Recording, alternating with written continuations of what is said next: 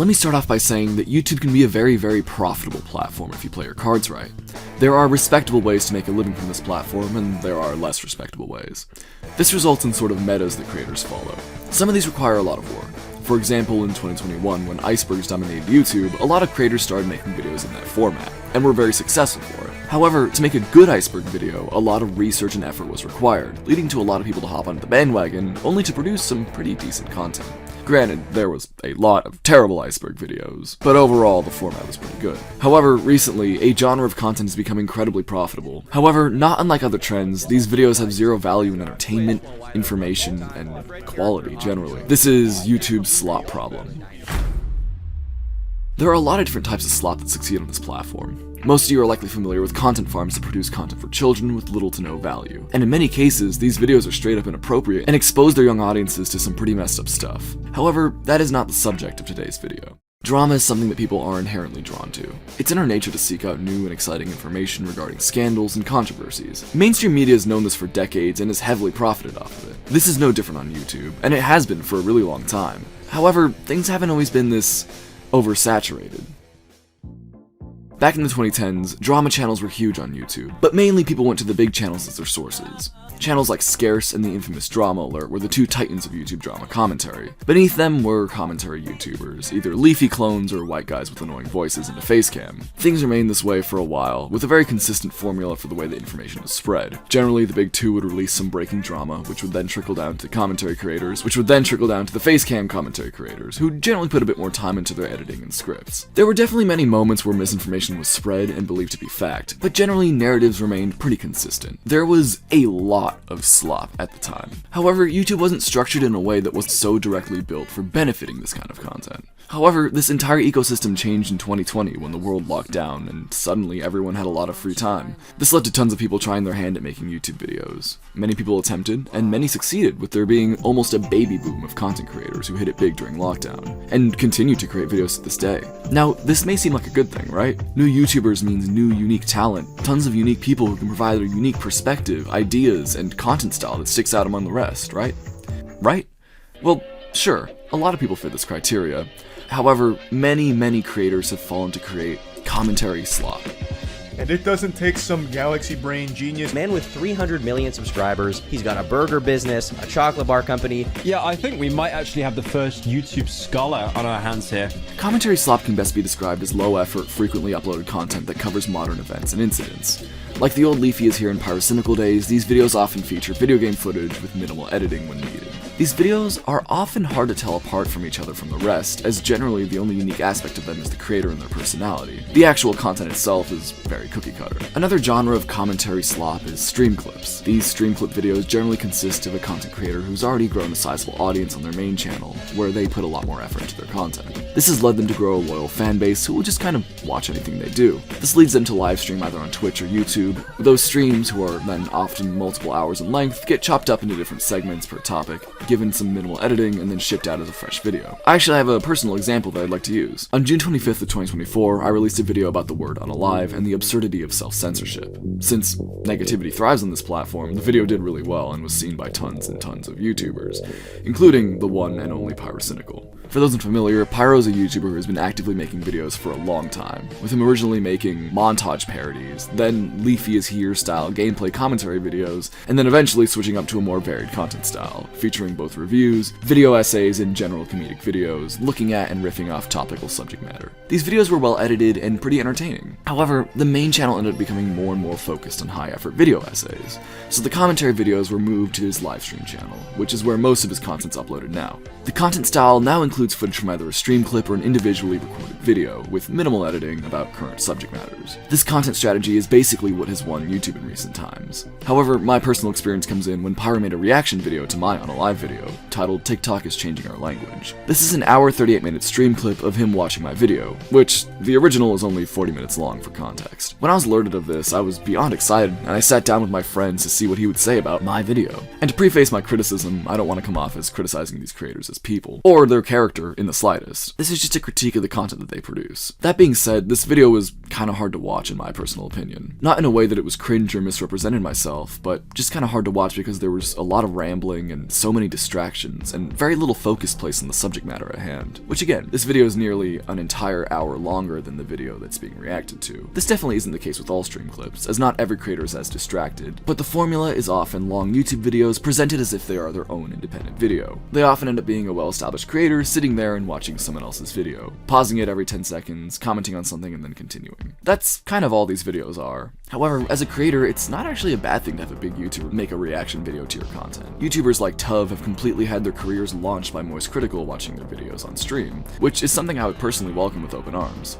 However, a lot of the time, these videos are presented as if they aren't just reaction videos, with vague and interesting titles and really good thumbnails, making them seem like much more than they actually are. This might not seem like a problem since, sort of clickbaity thumbnails and titles have been a thing forever, but this is kind of an issue because it could take views from the people interested in the topic of the original video, and further oversaturates YouTube with very similar content, making it harder for new original creators to be seen.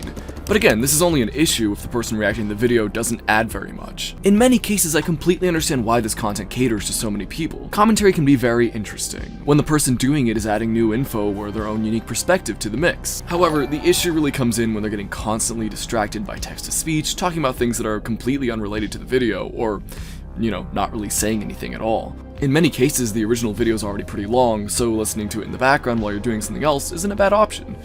Just to be clear, I'm not criticizing the commentary community who does stream clips and stuff like that.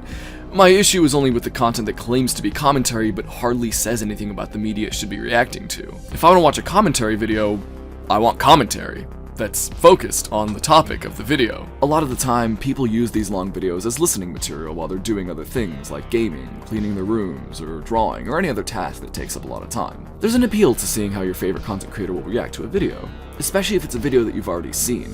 If you're indeed a big fan of these people, then their input can definitely be transformative for you. However, like I said earlier, this sort of content's just not really for me. Interestingly enough, in recent times, a lot of these content creators have started referring to their stream clips as slop, and they've basically embraced the term, as it spreads more and more throughout the internet. Me at the top. I am the king of slop. I have 30 plus. I know I do. I should be there. At least in sloppy seconds, if not the king of slop. I am the king of slop. Someone made a video on Slop Live. How much slop is in a Pyrolive video? At least in Pyrocynical's case, he claims that his slop content is there to fund the main channel videos, which are incredibly high effort and high budget videos. So he just kinda does the slop on the side to help with the production of his main stuff, which makes sense. However, stream clip re-uploads aren't the only type of quote-unquote slop consumed by the masses. One of the most successful genres are commentary drama channels. To make a brief distinction, there's a difference between a commentary channel like Scott Kramer, Eddie Burback, or Danny Gonzalez. Creators like this are often regarded as commentary channels, but a different commentary from what we're discussing today. Drama commentary channels often upload on a near daily basis, covering the topical news and online culture.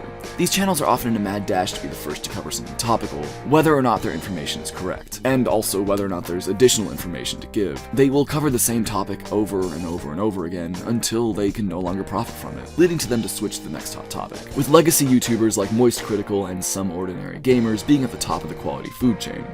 Beneath them, creators from the 2020s baby boom reign supreme, often being young men with a pretty deep understanding of current internet culture. These videos are often somewhat minimally edited, with gameplay footage serving as the majority of the visuals, with it sometimes switching to footage critical to the video's narrative, or the creator's avatar or profile picture. Oftentimes, these videos follow a very loose script, and in some cases, no script at all, with the creator just kind of recapping someone else's video on a topic at hand, giving sparse personal opinions and commentary. Now, to clarify, despite the simplicity of this content, the vast majority of its entertainment value is determined by the personality of the creator, because otherwise, in a lot of cases, the information between videos doesn't really vary too much. Granted, creators like Mudahar of Some Ordinary Gamers put a lot of research into his videos, and despite their length sometimes feeling a little stretched out in my personal opinion, you'll still come out of it with some decent information. Then we have creators like Critical, who, granted, have had some moments in which misreporting has taken place, generally make videos with decent information that's carried by the personality that they portray. I'll be completely honest, I'm not a fan of Critical's drama videos, and the naming conventions also drive me a bit crazy. This is so overhyped. weirdest movie of the year just came out. Lived up to the movie of the year. Made another huge scandal. I know you. But the thing is, his other content I do find pretty fun to watch. Although, I honestly feel as though his older stuff was kind of better. Now, as of the time of writing this, the hot news for the past 2 months has been on Mr. Beast and the many allegations thrown initially against his crew member and longtime friend Ava Chris Tyson, and later, direct allegations of neglect, faking videos, workplace abuse, among many other allegations, most of which alleged by Dogpack 404. Upon all of this news breaking, these drama channels raced to their computers to bang out as many Mr. Beast cancellation videos as humanly possible, and it absolutely worked. A fantastic example of this drama slot machine in full work is a YouTuber by the name of More Pegasus, which is the second channel to the already immensely successful Pegasus. This person's uploaded over 15 videos that all roughly have the same thumbnail, title, and editing style. These videos got insane numbers, so obviously he continued to make more and more of these videos, which has likely made him tens of thousands of dollars. In a video addressing his criticism, Pegasus claims that he's not milking the situation, and that rather he was just covering every news situation as it arose, and that he's just operating as any other news station would, making frequent uploads. However, a lot of these said updates on the stories were by no means worth making incredibly long videos on a topic that could have been like 5 minutes or less. People have caught on to this guy and have given him a lot of criticism for his milking of the drama, but he continues to defend his content and claim it's not slop. Which it's like, whatever man. If I were in the same spot and I wasn't so caught up on the topics of the videos that I produce, I'd be doing the exact same thing. And I think the majority of people would in this situation. But here's the issue. Dogpack is definitely not a reliable narrator. Dogpack videos very effectively craft a narrative that isn't fully true, and he's been justifiably called out for a lot of this. However, Pegasus doesn't really seem to care enough to actually check whether or not the information that's being alleged is true before he parrots it. Clearly, getting the facts right doesn't matter when you're making hundreds of thousands of dollars off ad revenue alone, and you're most likely set for life. I want to be clear that this is neither a personal blow at Pegasus or a defense of Mr. Beast. I just think it's really important that the message that you spread is 100% true, especially when you're spreading it to millions of people.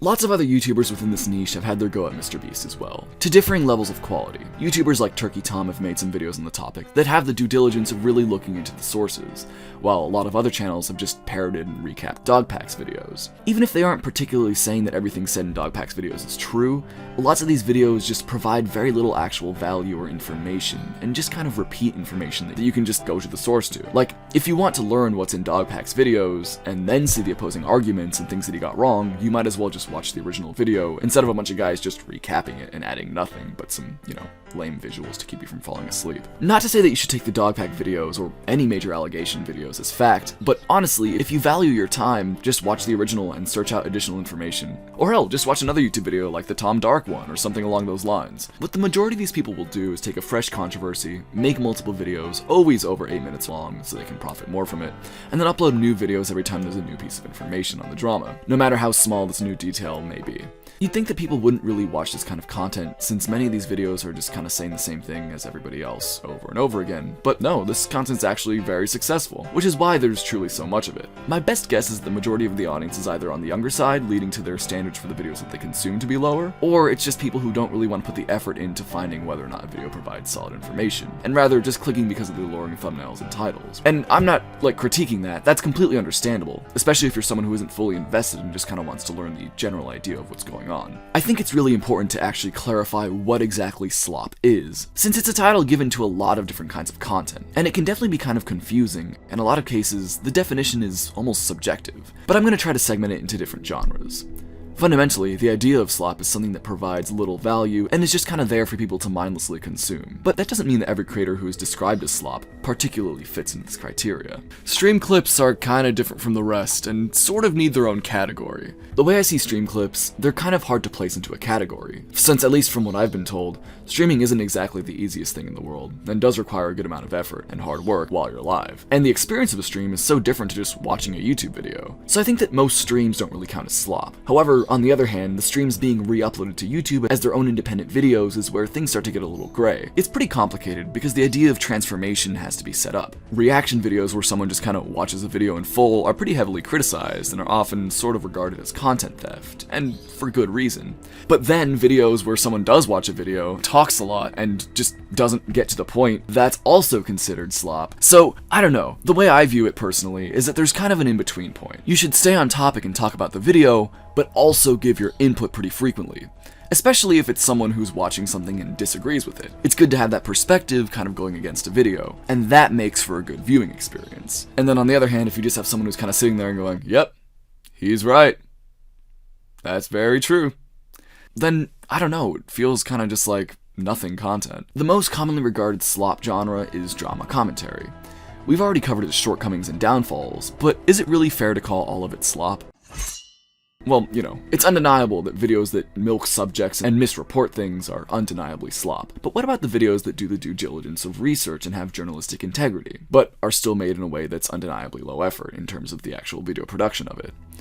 Even in the case where a video has all the right performance in line, a lot of people still stretch the length of the video to get as much profit as possible. So a lot of the actual time spent in the video isn't really providing the viewer with too much information. To combat this, multiple YouTube channels have popped up that essentially very quickly summarize these videos to save the viewer's time. One of the main ones being ChadCat, who will take a video, show some messages explaining the conversation, with a Discord notification sound between each one. Another one who basically does the same thing is one by the name of In a Nutshell. I personally enjoy these channels, however, I think that they're not completely useful in every situation. For a lot of the smaller dramas and popular videos, these summaries can be a great way to get caught up on the general idea of the info. But in some cases, the videos that get summarized kind of need to be watched in full, and I think absolutely do get lost in translation through the summary. But back to the main question at hand. Does this stuff count as slop? It's honestly really hard to say. And I also believe it's definitely a matter of perspective, but also the topics being covered in the first place. If there's something that happened that has 40 to 50 minutes of actual viable, good, factual information, then I absolutely think that there's value in that, and I don't think that that's really slop in a sense. But also, slop, as most people define it, is just kind of a genre of video, and doesn't have to be inherently bad. From my point of view, what a lot of this slop debate really boils down to is what the consumer gets out of the video that they watch. I could sit here and complain about how my Adobe Premiere timeline is so much more intricate and high effort, and it took more time, and I actually write scripts, and blah blah blah, but really, that's just menial at this point. And it's inherently my own personal bias and ultimately jealousy shining through, and that's really not what I'm trying to argue about today. However, in my opinion at least, the way that you do boil down the quality of a YouTube video is the value that it gives you. Obviously, this is more person to person, but we're speaking broadly here. To give my own personal input, I love when a YouTube video changes my day, when it makes me feel something, when I see that the project was made with intent and passion, and that the person talking about it really cares and wants to make this video, right? And in all honesty, my favorite videos on YouTube aren't the ones that are the most well-edited or the most popular. They're the ones that make me feel something. They're the ones that you can tell have intent and care and passion put into them. And I think there's a decent amount of people who feel similarly. Granted, what I find value in isn't what everyone else finds value in, and that's perfectly fine. I'm not trying to say it isn't. However, at least the way I've personally been seeing this content, and the way that my personal opinion and viewpoint has sort of evolved around it all, is that a lot of time with what people call slop content, it feels like something is missing. You can really tell that some of these people don't really care about what they're talking about, and that their videos are just kind of a means to an end, and that being profit. Which again, it's their job. It's not like you're going to tell someone, don't go to your work, you're not passionate enough. That's kind of ridiculous. But at the same time, I think viewers can generally tell when a video isn't made with intent and passion. If that's something that they look for in a video, of course. But hypothetically, if it were to all fade away and YouTube would revert to the way it was like 15 years ago, would the content that we're talking about today still be so prevalent? Would people upload daily about drama? Would people be so intent on being the first to break news? I really don't know, and I can't claim to know. But I do feel as though some of the people who make these sort of videos wouldn't anymore. I'm sure lots would, I'm sure lots are very passionate about what they do, but at the same time I feel like the majority of creators probably wouldn't make videos as they do and might just kind of move on to what they want to make personally, assuming that drama commentary isn't their kind of passion or calling or something like that, right? And let me be so crystal clear, I'm not trying to criticize people who make content for money. Not at all. I think that would be an insane criticism to make. As long as you aren't plagiarizing or spreading misinformation, I think we all deserve to have this platform and be able to make money from it. Like, be able to get that bag doing what you love. But I think love is also a big part of it. Is love still a part of it when content is purely profit motivated? I think it's safe to say that a lot of types of kind of content farms don't have any love or passion put into them. You look at like Elsagate crap, I don't think anyone put an ounce of actual genuine vulnerability into that. I don't think they put any care. I think it's purely profit motivated and in a way that's exploiting people. Therefore, it is bad. Objectively, it is slop. But that's very, very different from what we're talking about now. But from talking to people and doing my own sort of self-reflection, I've kind of come to the realization that a lot of what this frustration that people have boils down to is the lack of passion, is that kind of lack of love that a lot of people can sense. I wouldn't say it's the only thing, but I think it is kind of an overarching theme that we're dealing with now. Again, everything that I've said in this video is just a criticism of content and not character. I'm sure most of these people who I've criticized are great people in real life. There are just issues with what they put out. What counts as slop, what slop is defined as, really kind of boils down to you, and I guess more importantly, what the overall groupthink of the internet considers it to be. But whether you like them or not, the commentary community that we see on YouTube does serve a purpose. When someone fucks up, they're there to cover it. But more importantly, when someone's being terrible, they are there to cover it. They are there to make sure that people know what's going on. Obviously, as we've discussed before, there are shortcomings to this, but assuming we're not considering that into our discussion about this, there is definitely value these people hold. And whether or not you or me are personally invested in internet drama, they serve a purpose. Not everybody in the community, but a lot of them. You know? Lots of them have their place on YouTube. But you know what doesn't have a place on YouTube? AI slop. Throughout 2024, AI-generated media has absolutely taken over the internet, to the point where you can barely look up anything anymore without some soulless, glossy piece of AI slop thrown in there. This, unfortunately, is no different on YouTube, with tons of clearly AI-generated videos filling up the platform. But generally, long-form AI content didn't do too well since it wasn't exactly watchable enough yet. However, automatically generated and uploaded shorts have reigned supreme for a concerning amount of time now. Generally, these videos will have some sort of mind-melting video game footage like Subway Surfers gameplay or Minecraft parkour or something of the sort, playing in the background while an AI voice reads off a Reddit post, while obnoxious captions fill the screen with nearly every word. Of course, this is by no means the only kind of AI slop that does well, but it's definitely one of the best performers. There are literally tutorials that show you how you can make one of these channels, and once you set it all up, it takes very, very little effort to actually make these videos, and once it is all set up, you're basically good. Just let the views and ad rev flow in. I hate this so much. I think it has no value, no intent, and it's literal slop in every sense of the word. It's content that you watch and then immediately forget once you see the next short. It's honestly kind of disgusting. You're likely familiar with this type of thumbnail. These weird cartoon recap videos that feature a white background with a character on the left and text on the right. I personally really don't like this style of thumbnail, which is why I made the thumbnail of this video in that style. You get it, whatever. Anyway, if you've seen this thumbnail but refuse to watch the videos no matter how much they showed up, they're basically just recaps of cartoon episodes and plot points that have a vague connection to the title of the video. It's real, hot, stinky garbage slop. But it does incredibly well, which pains me. It's painful to see this, honestly. And I'm personally someone who is very subject to injury, unfortunately. Which is why I'm actually very happy to have partnered with Morgan & Morgan, America's largest injury law firm. Here's the thing. When you're seriously hurt, your injury could be worth millions. But people often get very, very lowballed by insurance companies who don't have their best interests in mind. However, with Morgan & Morgan, there's a chance you'd get millions of dollars from your injury, because Morgan & Morgan doesn't settle for lowball offers. Hell, they've achieved significant verdicts in the last couple of months for victims involved in life-altering car crashes. Like 12 million in Florida, which is 34 times the highest insurance offer. Or 26 million in Philadelphia, 40 times the highest insurance offer. And 6.8 million in my beautiful home city of New York, which is 25 times the highest insurance offer. I'm telling you, your case could be worth millions, and even if it isn't, Morgan & Morgan will fight for the biggest award possible. If you become their client. Because let's just say, they're the biggest for a reason, right? It only takes a few minutes to see if you have a case, and you can do it all online. Oh, and here's my favorite part, right?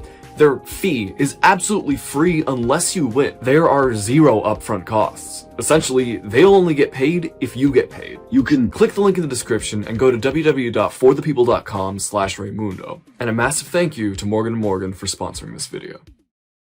But it gets even worse. As of late 2024, channels have been popping up that steal long-form content almost exactly, but they change it up just enough to make it different. I'm actually a direct victim of this myself. Here, let me show you how. So, to make it brief, in March of 2024, I uploaded a video about Disney World and some of the more tragic things that have happened there, alongside the more lighthearted and spooky urban legend stuff. I grew up with videos talking about Disney deaths and urban legends, but in retrospect, so many of them felt very disrespectful to the victims in the way that they were portrayed. Portraying these tragedies as spooky, creepypasta-like stories, and not addressing them with the respect that the victims deserve. So I decided to make a video like those I was so fond of growing up, that actually tries to be respectful and honor the victims. I also mixed it up by going to the parks at the end, and going going to the spots that allegedly have the specters and ghosts. It's a good video, but more importantly, it has wide appeal. So someone, I don't know who, watched the video and decided that they want to make one themselves. Imitation is the purest form of flattery, so what's the problem? Well, they didn't write a unique script and make their own video about things that they found interesting. No. They seemingly threw my script into ChatGPT, told it to rewrite it, and then add some AI software, edit and splice everything together. I was made aware of this when a buddy of mine sent me a link to this tweet by the internet anarchist, which shows that they also completely stole the thumbnail and just made it look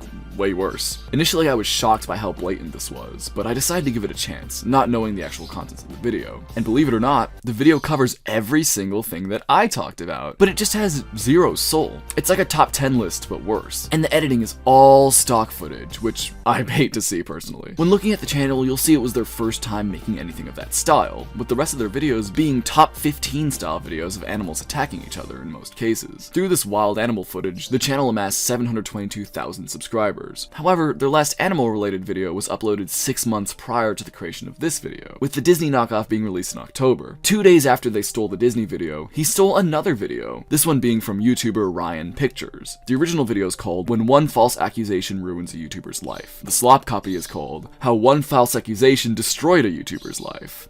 Interesting. What's likely happening here is that the channel was likely sold to someone who paid a lot for a channel with close to 1 million subscribers, and is now stealing content in the hopes that he can profit. But luckily, these videos are flopping. I hope whoever runs this account now looks at those gray arrows and cries himself to sleep. Now, these videos suck, but they won't for long. I fear that we're inching closer and closer to a reality where AI-generated soulless slop will become harder and harder to suss out. And I really fear that channels like this will take good videos from small channels, rewrite them in ChatGPT, then shit out a garbage copy of someone else's hard work. I genuinely think that this theft is reprehensible, and I think more people should call it out, given the damage that it does to not only the individual creators who are having their work stolen, but to YouTube itself and its trajectory. This is definitely a problem that goes far beyond YouTube, and is still a huge problem here nonetheless. AI content is something to be aware of, and if you're as sick of it as I am, I recommend hitting do not recommend whenever you see one of these channels show up in your recommended. Now, when this video was conceptualized, I had the idea to reach out to some of the people who I've met who are in the commentary community. This interview isn't about grilling them on the things that they've done wrong in the past, but rather just a guy-to-guy talk about the work that we make. Without further ado, this is Sensitive Society and a Cheeto. So I'm here with the one and only Sensitive Society to get his opinion on everything that's being talked about. Hi, thanks for having me, appreciate you.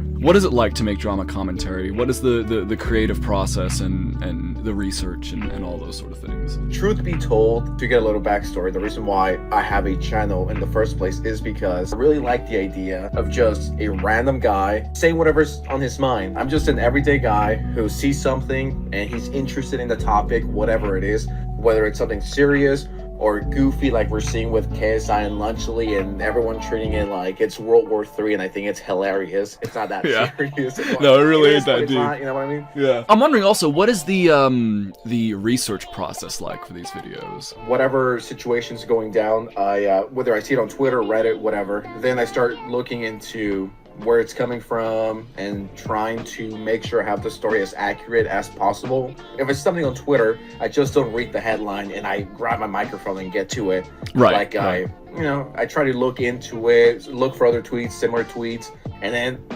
Google that and then see if there's articles written about it. Just trying to cover everything, and there's always two sides to a story. How do you feel about the slop label? Does it hurt your feelings, or are you just kind of like, it's a job, or I don't know, what's your input? Really doesn't hurt my feelings, to be honest. I do think, I don't want to sound like the nerd emoji here, and be like, technically, guys, but I do think there's definitely some channels out there that are like the definition of flop, and I know that's rage coming from me, but I don't know, I think there's a difference, and between, I guess, channels like Pyro or me or Critical or whoever else, and then there's like an other subgenre of channels that is no different than the brain rot channels that they talk about. How much time does it generally take to make a Sensitive Society video? So nowadays, because they're longer and I don't upload every day, it takes a little longer from start to finish, probably like 2 to 3 hours. Okay. Yeah, and that's once I have the topic locked down, because I'm usually looking for a hot minute. Yeah, so no, once that's I have fair. a topic locked down, then from start to finish, it's probably like, between 2 to 3 hours. Gotcha. Awesome. Well, I think that's all my questions. Thank you very much. Oh, of course, appreciate you, dude. So, I now have the pleasure to talk to the one and only Cheeto, welcome. What's up, man? Thanks for having me. Of course, yeah. What is the creative process for kind of putting together one of your videos, and what's kind of the timeline of the creation of it? Yeah, so what I used to do, and I try not to do this anymore, is I'll try to balance something that I am interested in talking about with something that people are interested in hearing about, whereas maybe, 2 years ago, it was more so just like, all right, what do people want to hear about? And I'll just make the video knowing that even if I don't really care about what I'm saying or what I'm talking about, that at least some people will. Right. And now I try to balance something that I find interesting and can talk about extemporaneously with something that I think people will genuinely be interested in, right? Because I could talk for hours about like YouTube itself, like the internal workings of it, because that's something that I'm super interested in, but no one wants to hear that, right? They're more interested in like, did Dream poop today or something like that, right? Like whatever the fucking flavor of the day drama slop is, right? But at the same time, right, I don't really want to talk about the Dream pooping stuff anymore. I want to talk about like, stuff I actually find interesting. Right. And just finding that balance, So that's sort of like my creative process, right? So you've incentivized more so what you actually want to put out rather than just only what audiences want to see, essentially. Yeah. I also want to ask too, how do you feel about the label of slop that is often thrown around? Do you feel it's an accurate descriptor, or do you think it kind of, isn't exactly that? Well, when people say it, I think a lot of people don't, they don't mean it to be rude or anything. Yeah. And so I never take it as, like, personal. Like, I never care if someone's like, oh, that's slop. Like, who gives a fuck, right? Do I think it's accurate? I think it depends, because I think every channel is different. But, overall, like, there are things that I think that there's a list with boxes that you check, and the more boxes you check, the more, I guess, slop you can be considered. I think as time's passed, I've unchecked some of those boxes. Like, I've sort of made the goal to shift away from gameplay, which I think a lot of people use because it's easy. They can like basically maximize the time between when the headline drops and when their video comes out by using gameplay. Yeah. And I've tried to basically not have that pressure of like, I have to be the first to a topic. Like I can sort of talk about things that are older or newer, depending if I want to. So I like try to do face cam and stuff now. But I mean, overall, am I like still a slop channel? Do I still talk about things that are menial and, useless? And are my videos like essays that are well edited and well thought out? I don't have a script, a lot of it's just off the dome. So yeah, I guess it's fairly accurate. I'd say it's like 70% accurate for my channel. Gotcha. Then obviously for some it's like 80-90%. For some it's like 50-40%. But yeah, I mean, I don't care. Like I don't get offended by it. Yeah. Okay. Yeah. So it's not out here hurting your feelings and stuff like that. Not one bit. No, I don't give a. Good. Because I people think still like it. I mean, like I think the best comparison I've ever heard, and I don't know who made this, but this was actually said about like React content, like Asmongold sort of stuff. Yeah. But I think it still sort of applies to like commentary and whatever, is that it's sort of fast food content, and there's a market for that. Like in the restaurant world, in the world of cuisine, there are places you'll go to on a nice night to get dressed up for your anniversary for, like Michelin food. And then there's 3 a.m. food when you're fucking stoned that you can get on DoorDash. And it's like, they all serve a purpose. It's hard to compare one to another because they serve different purposes. Yeah. And the best way that I can put this is like, there's certain YouTube videos that you're doing a disservice to by watching them on your phone. Like you should be watching them on your television. Yeah. My videos are not like that at all. They're meant to be watched when you're like on the bus ride home from school on your phone and there's an argument in the background, but you use headphones to drown it out, right? Like it's not high quality, and I don't care, but it's like, I certainly wouldn't get offended by it. I know what my role is in the YouTube ecosystem, and I think other people should as well. That's interesting. I like that you know your niche, right? That's a good perspective to have. Great, awesome. Thank you so much, man. I think that's all my questions. I really appreciate it. Yeah, of course. I think Cheeto said it best with the dining example. There's really not anything I have to add to that, but it's some pretty good insight, and now you know the perspective on the entire thing. This slop problem transcends just AI and false information through means of lazy content, and it's present in a lot of different genres. For example, with video essays. A big YouTuber by the name of Moon is responsible for making really well-produced, constant pessimistic slop that provides nothing but negativity and doom when discussing most topics. He's also been responsible for lots of plagiarism, like when he very directly ripped off Overlord Gaming's Reddit video, Jack Saint's Wonka video. He's freebooted on multiple occasions where he basically just takes someone else's video, rewrites it just enough for it to be different, and then makes a worse version of the original, but does end up crediting them in the description. There's a lot.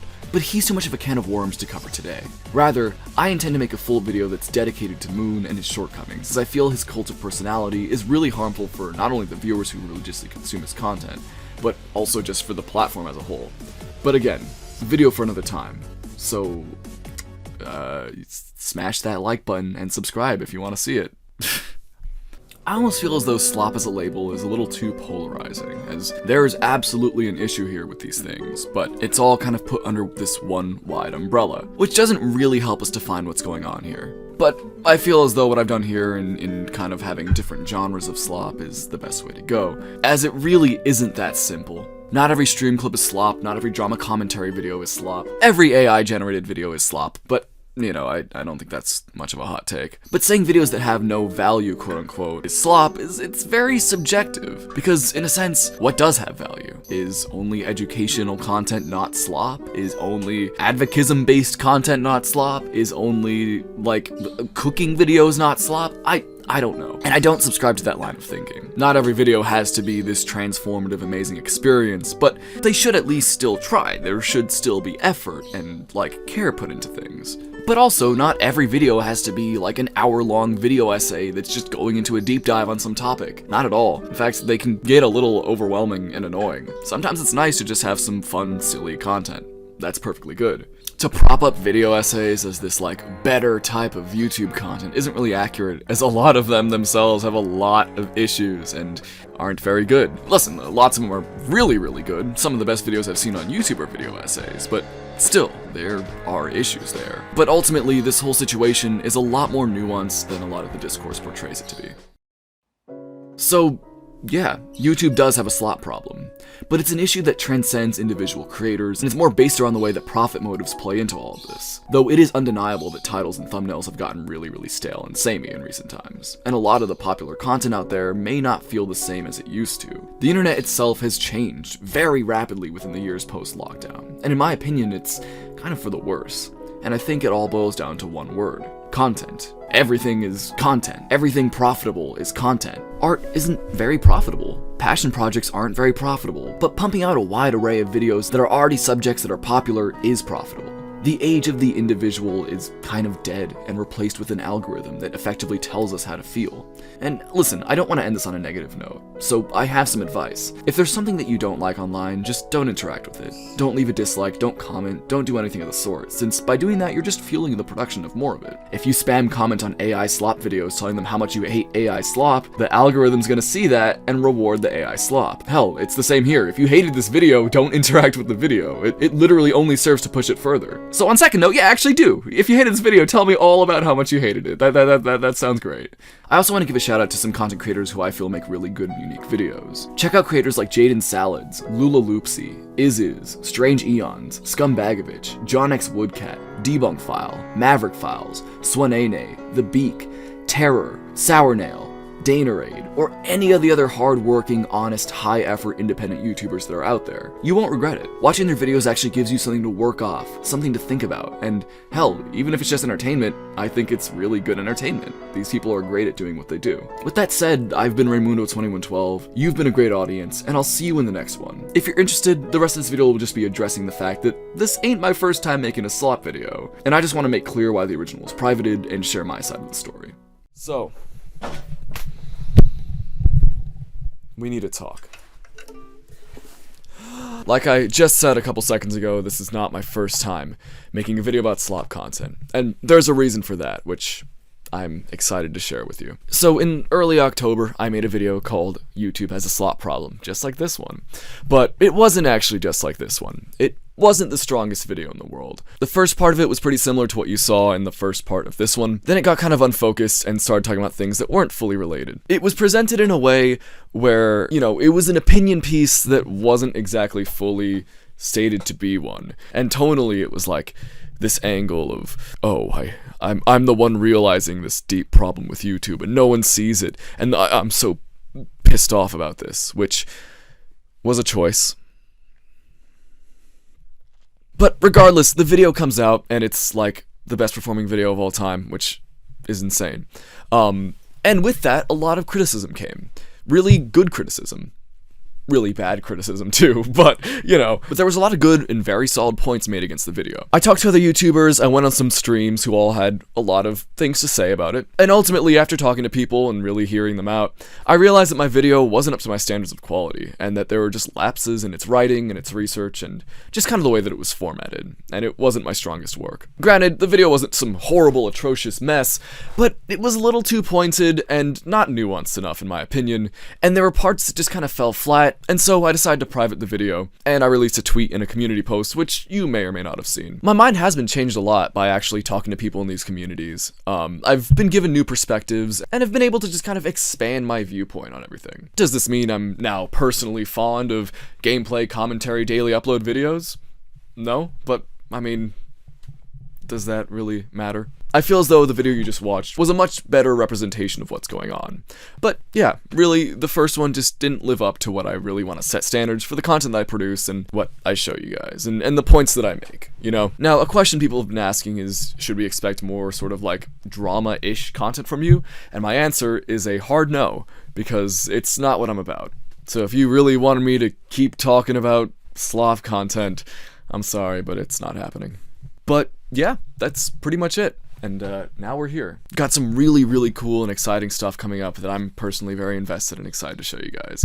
So, stay tuned for that. And of course, we can't end this video without thanking the patrons, because you guys are amazing, you make this happen, and there are a lot more of you. Holy crap.